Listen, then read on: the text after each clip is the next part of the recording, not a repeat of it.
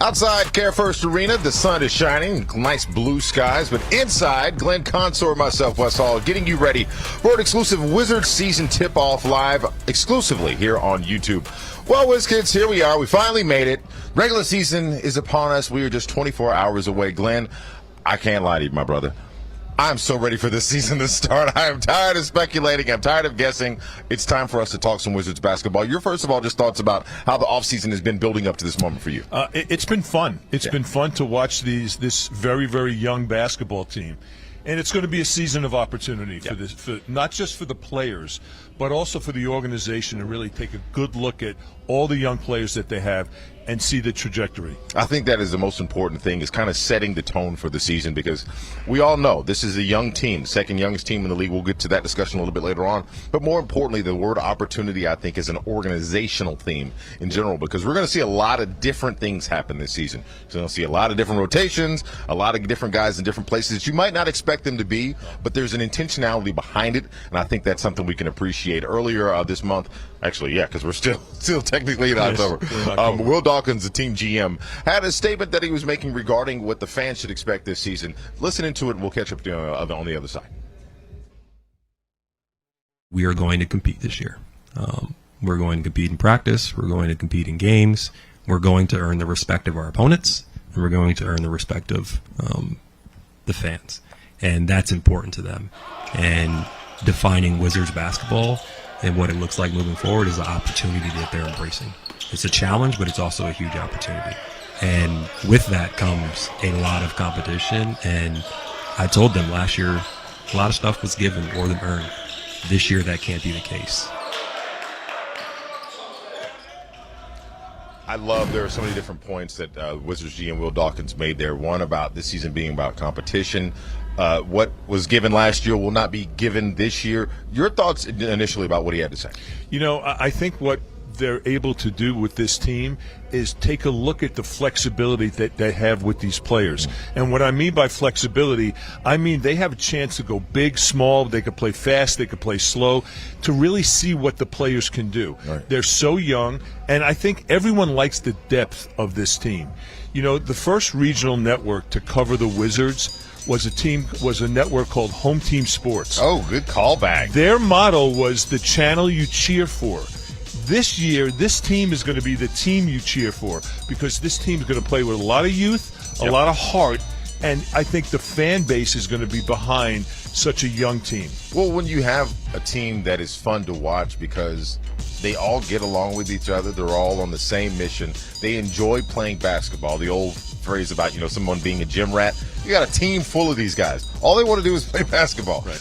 It kind of helps, though, Glenn, let's be honest. Kind of helps when a lot of them are too young to go party. Yes. Which I think that is a good problem. As a matter of fact, if you look at the Wizards roster as a whole, when you think about all the players that are like under 22 years old, I think we got like 10 of those guys. Yes. Glenn, how do you get all that youth on the same page early in the year? Well, you give them opportunity, and they're going to get minutes, and I think that's the beauty of this organization right now, is no matter who comes here is going to get minutes. And you get minutes, you get opportunities. You're going to learn to play with everybody. Yeah. And everyone's going to have a chance to eat, and everyone's going to have a chance to feel the other player that they're playing with. Bub Carrington and the young players like Will Riley and Tre Johnson. Those guys are going to get minutes. If you're a free agent, guess what? Why wouldn't you want to come here and play and get minutes? Yeah, I love when I think about, let's add to that. You said Will Riley, you said Bub, let's add Keshan to that.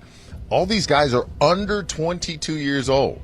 A.J. Johnson, under 22 years old. If you're going to build something, having that much youth and athleticism is essential to me. But I want to add something to that. The veterans that they're learning from, Glenn. Now, you covered this game. You scouted. You know what it's like when a kid shows up and their eyes is as big as Texas, trying to figure out what to do and where to go.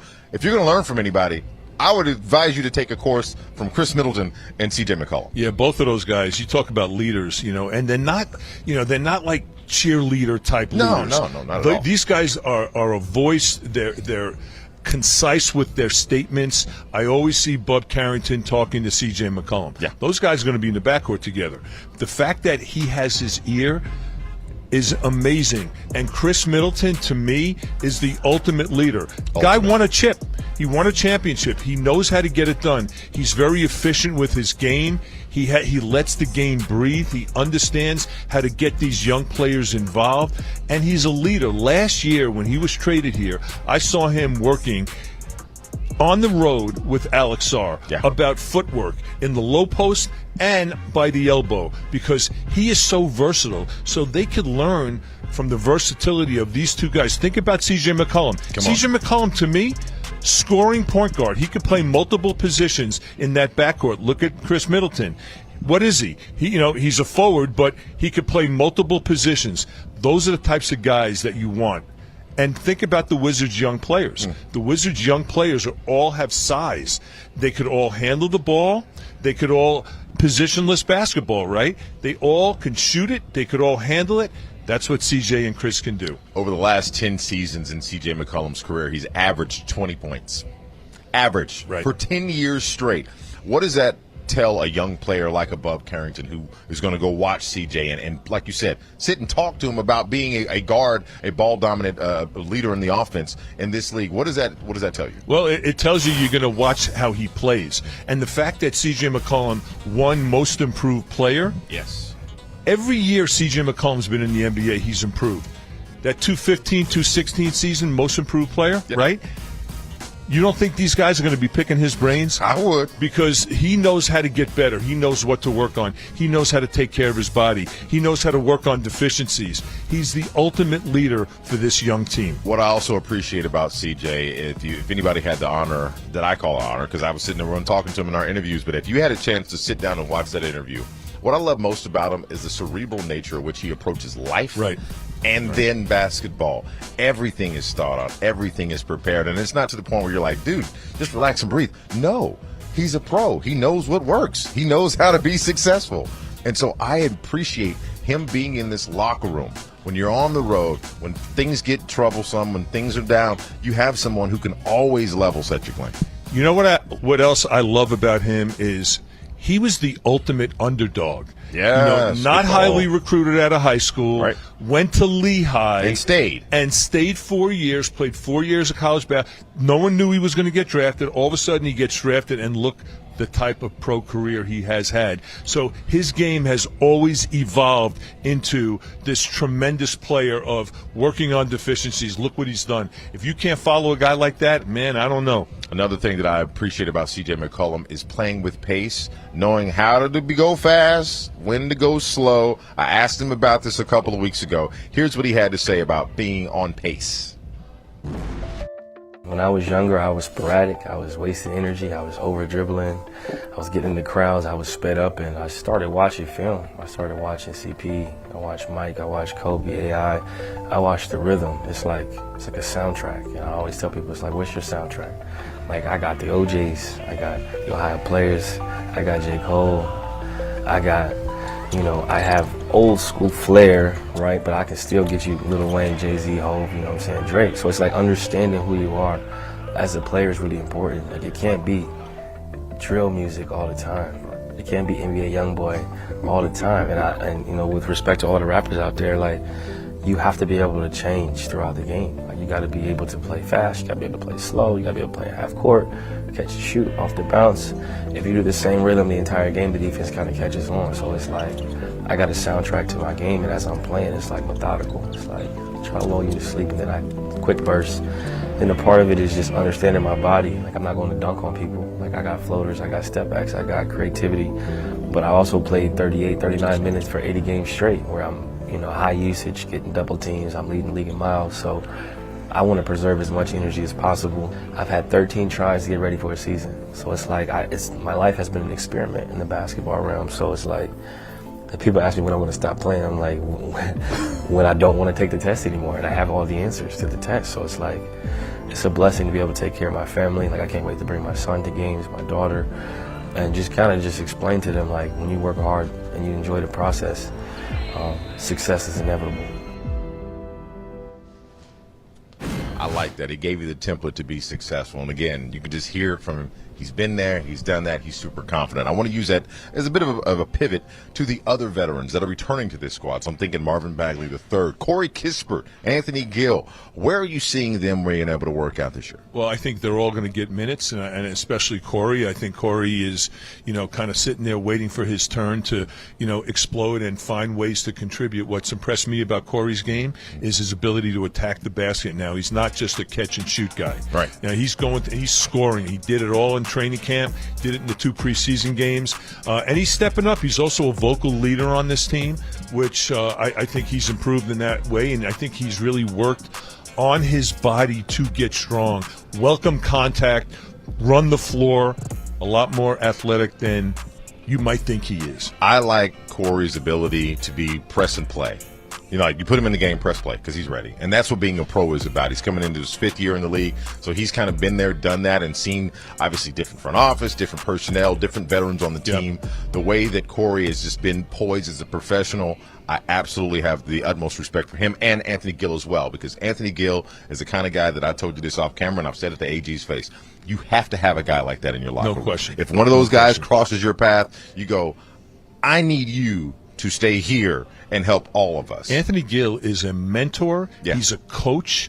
He's a teammate. Yeah. He's everything you want in someone that's in your organization and on your team. He is so great with these young players. Shout out to Anthony Gill. Now let's transition real quick, because I don't have much time. It's a live stream. We're exclusively on YouTube, but I'm not going to take your entire afternoon. We got things to do. Let's go ahead and transition to the class of 24. We mentioned Bub a little bit earlier, obviously Alex Sarr. Let's talk about Keshan George. Out of that class in particular, don't forget A.J. Johnson. Shout out to A.G., shout out to 4. What are you thinking about your expectations for this class of last year's freshmen? Well, first of all, I love the class, but the guy that's jumping out at me is Keshan George. And because Keshan George, to me, is someone that can play multiple positions offensively and defensively. I love him on defense. His three-point shooting has improved from last year, but he's gotten so much stronger. He's also incorporated what I call the SGA, Shai Gilgeous-Alexander, mid-range welcome contact into a step-back move. Yes. And he did it in training camp. He's did it in the first 3 games. He's really smooth with that move now. He wasn't using it. I talked to him yesterday about it. He said, you know what? I now can welcome the contact to be able to feel the defense and then get into my step-back game, and it is a sweet move. You're going to enjoy watching that. Look, of all the players that people have asked me about when you talks about the youth on this team, the one that consistently comes up without any provocation is Keshan George. We're taking a look at the number of guys on this team that are 22 years or younger on this team. As I mentioned earlier, the Washington Wizards far and out. 10 players, 22 years or younger. Another thing about Keshan that I think we can all appreciate is watching the way that he handled not being a part of the Rising Stars last year. I know when it happened in real time, I was kind of apprehensive about whether I wanted to even discuss it or not. But the way that he responded to that, if you're going to be overlooked, that's the best way to respond. He got bigger, he got stronger, got more aggressive, but he does things under control. Yes, he That's does. what I want to see more of, and I love the way that he handled Summer League and then, of course, the preseason games as well. The thing that's rare about a guy like Keshan George is that he lets the game come to him. Yes. But he also has the ability to get downhill and develop and create offensively because he's so multi-skilled. It's unique. I am telling you, it is unique to see a guy his age that has that kind of feel for the game. He doesn't force anything. He sees things happen before it transpires. And I love his feel, his basketball IQ. Offensive, defensive, whichever side of the ball Keshan George is on, please keep your eyes on number 18.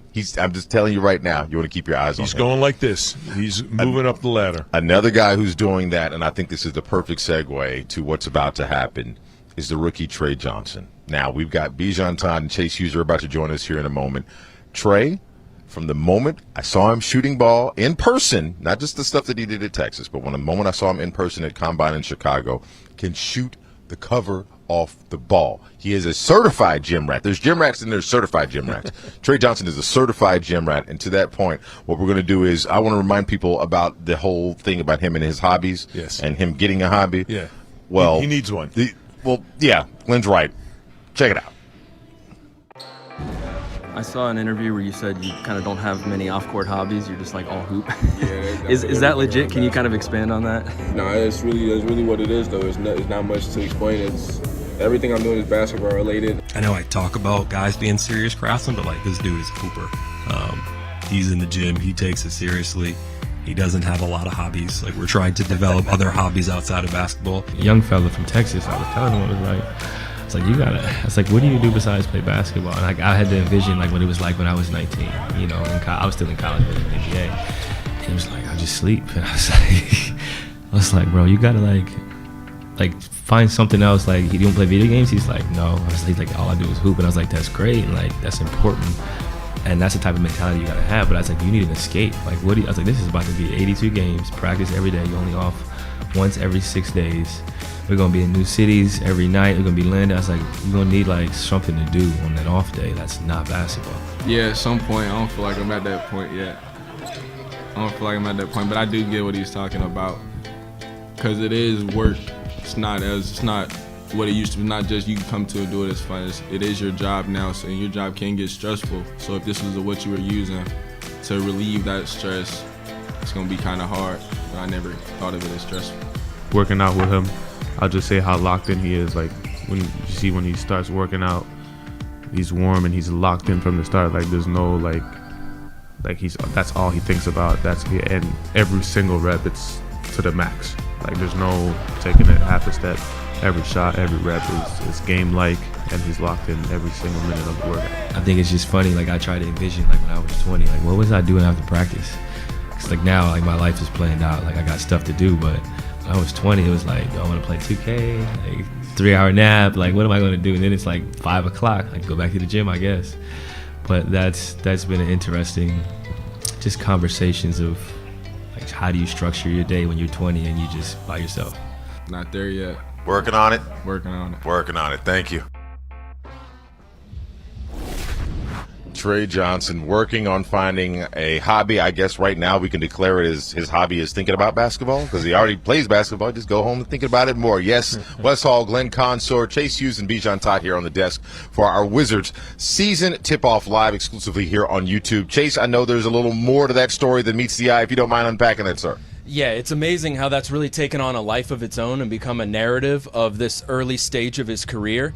And what happened was I got that video in Chicago, and then he gets drafted by the Wizards. And I remember like, oh, that was kind of interesting. I should put it out on social media. Who knew it would take off quite like that? And a little bit behind the scenes. So we were all in Chicago right at the Combine. And the access there is amazing. They put all the draft prospects in one room, and we sort of split up. Yep. And I kind of stole this guy's shine because Tre Johnson was his favorite prospect. And I remember afterwards being like, sorry, man, I know you wanted to talk to Tre. I got him, and the rest is history. I wanted to talk to Tre Johnson so badly in Chicago. I think I had to go somewhere else. I was interviewing Come On Malawatch or something, and then 20 minutes later, you got the network that video, and you were telling me Tre Johnson just gave me an amazing quote about having no hobbies. And when I heard that for the first time, guys, I was like, oh, he's going to be a problem. When a guy who eats, sleeps, and breathes basketball and already shot, I believe, 39.7% from three off of almost 7 attempts a game in college, that kind of efficiency off that volume from deep is going to translate to the NBA. I'm excited to see what happens. And not only is his seriousness about the game legit, but if you talk to people who have seen workouts of his, especially the pre-draft workouts where he was on the court with other guys who were picked in the lottery, picked in the first round, apparently the contrast was very clear. He goes 100 miles per hour through every single practice rep. Glenn, I'm going to tell a little truth behind that. I'm vouching for what Chase says, and you're wondering why I have my phone. Because in this device is the footage from that Combine shoot-around where he shot 11 shots in a row in that same group that had Derek Queen, Ace Bailey. Of course, don't forget the kid down in Dallas. Cooper Flagg was in that group as well. And they all stopped to watch Tre shoot. Glenn, when you have a player like that on this team, by the way, Tre, the youngest guy on the Wizards team, when you have a guy like that and that's what he can do already, what are your expectations, especially in these first 5 to 10 games? Yeah, first of all, I think he's much more than just a shooter. To me, he's a scorer. I mean, he if you run him off the three-point line, he can snake dribble and get to the basket. And he's also a very good passer, too. Think about what he did in Texas. He came on a team as a freshman that had upperclassmen, and all of a sudden he took that leadership role as the main guy. That is not easy to do. And I think the biggest strength to his game is his ability to score, whether it's, mid-range, whether it's taking it to the rim, finishing in the paint, or hitting that three-point shot. And you know what? I'm going to defend C.J. McCollum a little bit. I think C.J. McCollum forgets when he was 19 years old. I don't think any of these guys have had hobbies. All you want to do is ball, right? When you're 19, come on, man. Now, Will Riley plays the piano. I could tell you that much, which is nice. But when you're 19, getting ready to play in the NBA, man, that's all you're thinking about. I love it. I love the fact he's more than a scorer. He's a baller. I mean, he lives, sleeps, drinks, hoops. Well, speaking of the scoring, he's tailor-made for what the Wizards need in the short term and the long term. They were 30th in offense last year, right? Yeah. They have not been even really an above-average three-point shooting team in the last few decades when three-point shooting has become king in the NBA. If you win the three-point battle in the NBA nowadays, last season, you win the game 68% of the time. So he's coming into a team that needs offense, needs shooting, and I think there's no secret why he's second in Rookie of the Year betting odds right behind Cooper Flagg, because that is usually a award about scoring, and I think he's going to be able to score a lot of points for the Wizards. I love what I'm hearing. Bijan, I'm going to set you up because they haven't said the next guy's name, and I've been waiting to do it. So thank you, Glenn. Thank you, Chase. Let's talk Will Riley. Let's do it. Let's do it. Let's go back to Chicago with this one, because I know that's the story with that too. Go ahead. So we were talking to Will Riley in Chicago, and what Will Riley's scouting report was like coming out of Illinois was that he does pretty much everything on the court, at least average, if not above average. He's an above-average defender. He is 6'10", I think, if we're talking right now, and he plays at the guard position, which is unbelievable. In Vegas, when he was playing for that summer league team, he made a lot of really tough shots. He's a tough shot maker. A lot of his coaches from high school and college have told us that he is going to be able to do everything on the floor in the NBA. Remember that preseason game that the Wizards played up in New York? He had a one-on-one with Jordan Clarkson, hit him with a crossover, turnaround, lefty layup. That was one of the most impressive plays I've seen from anyone in the rookie class in a long time, and I think Will Riley is going to be a big piece for this team. Let's not forget the wing room. It's very deep. It's very crowded. Guys are going to have to win their minutes. They're not going to be gifted anything. And in order to win your minutes on a team this deep, you're going to have to do something very well. And to me, for Will Riley, that's tough shot making. Keep in mind, Will Riley grew up playing the point guard position, so he could handle the ball. He's got a point guard's mentality. What has jumped out off the charts for me with him is his ability to get downhill. It doesn't matter where he is, he's getting to the rim. And that is rare to see someone that young have that ability to do that stuff. You know what it is, though? It's very simple. We've been watching basketball for a long time. Sometimes the longer you watch something, you understand the basics even better. He's bigger and more aggressive than just about everyone at his position. Yep. Sometimes it's really that easy. You can't stay in front of someone if they're bigger and faster than you. I love also on top of that, mum's the word for him. He doesn't say anything. No. He's just going to go play ball. And I think that's something that a lot of things that kind of goes under a lot of people's radar, because we're more used to the more demonstrative personalities. Hey, look at me, guys. Will Riley's not that kind of guy. And to your point about Summer League, when everybody was looking at Bub and Trey, it was Will who was the one who was like, all right, I'm going to get activated. Even that second game didn't have a lot of productivity on the offensive side, but crashing boards, Will Riley.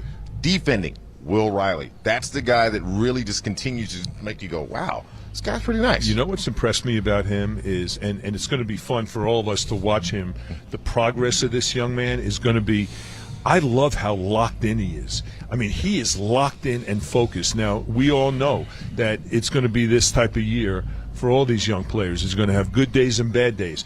How he handles, the times when he's not playing well. But I think that he is so locked in. His concentration level is so high that it's going to be fun to watch how he deals with those situations. Similar to that, I asked a bunch of veterans on the team for sort of a scouting report on Will Riley. A bunch of guys said he's got one of the best motors on the team.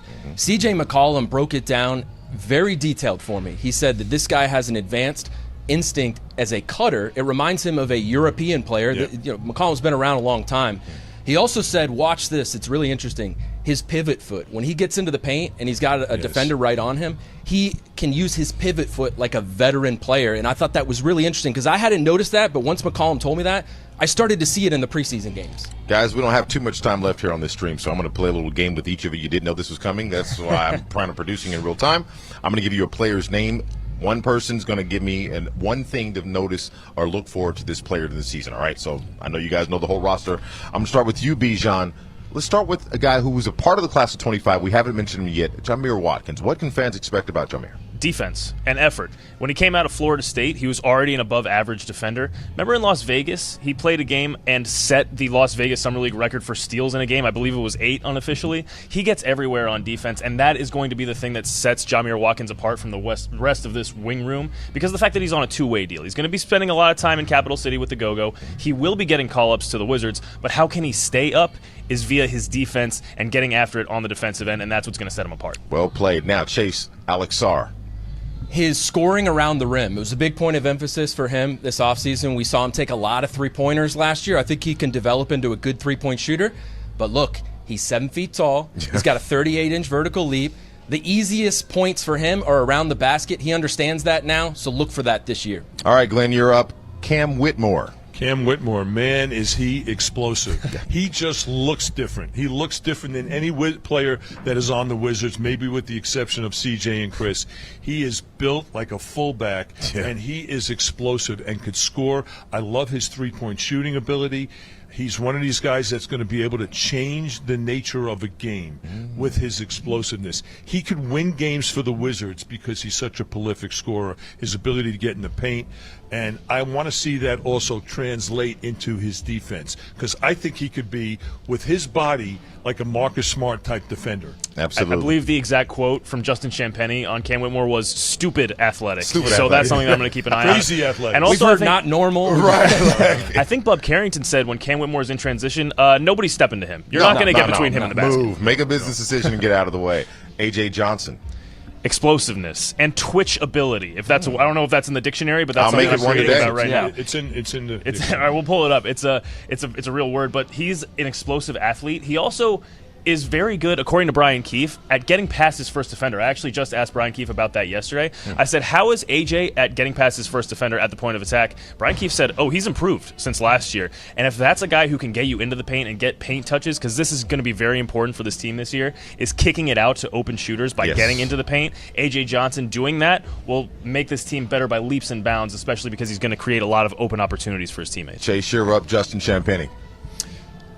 Justin Champagnie, obviously rebounding. This team is probably not going to count rebounding as a strength, but I'll go with three-point shooting because last year he took a big step forward. We know him for his rebounding, but he's become a much better outside shooter, and it's really unexpected. If you look back at his college career, he was a guy who specialized in rebounding, but now he can shoot, so I think that's going to carry him very far in the NBA. Glenn Consor, even though this young man is dealing with injury at the top of the season, Bilal Coulibaly.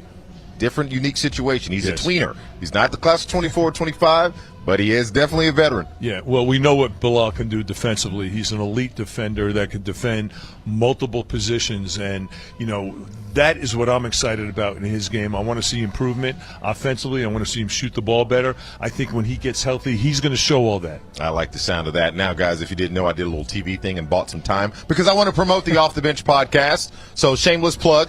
You guys are flying the plane. Tell everybody what they can expect and what they've already seen in that first episode. Detailed, fun, relatable conversations about the Wizards and DMV basketball. We talk college, we talk high school, and we just got our first guest. I'll reveal it here, breaking news.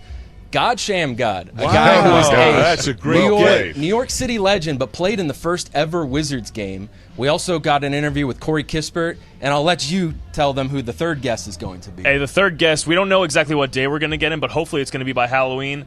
Little guy who's by the name of Francis Tiafoe, a very important DC sports figure. Family. Also a Family on the podcast. massive Wizards fan. He has a bobblehead that they gave away last year. And the thing that we're trying to accomplish with this show, guys, is just being a conduit between the fans and the team, because we both grew up in DC. We're huge Wizards fans. We now report on the team, so we have that obligation. But we want to be that conduit between the fans and the team so that they can get that inside access. Well done, the Off the Bench podcast. Shout out to Big Foe. Guys, let's go ahead and set the table for tomorrow. This is so important because we're going to kick off the 25-26 2006 season with the newest episode of Season 3's premiere episode of Beyond the Buzzer. 5 o'clock, it aired yesterday. Very proud of what we did, especially up in Brooklyn with the draft. Don't forget, it is an hour-long Wizards pregame live on Monumental Sports Network, starting at 7 o'clock, getting you up to tip-off at 8 o'clock against the Milwaukee Bucks. That's a road game, first 2 on the road, as a matter of fact, and we'll get you set up. And, of course, you're going to hang around for postgame live at 10:30 because that's when we get to break down everything we saw. Gentlemen, this has been exciting to get everybody set for tomorrow. For Bijan Todd, Chase Hughes, my man Glenn Consor, I'm Wes Hall. Shout out to everybody at Monumental Sports Network. Wizards fans, we're back. Let's play some ball tomorrow. We'll see you next time.